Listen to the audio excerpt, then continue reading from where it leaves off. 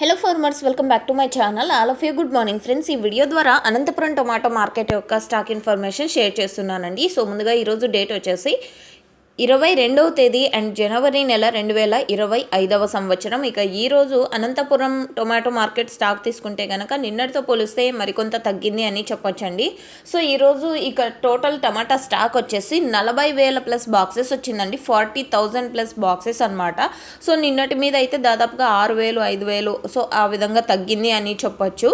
And okay friends, ఇది కేవలం stock information మాత్రమే. నెక్స్ట్ వీడియో ద్వారా ప్రైజెస్ ఇన్ఫర్మేషన్ షేర్ చేస్తాను. యూజ్ అయితే ప్లీజ్ లైక్. Thank you.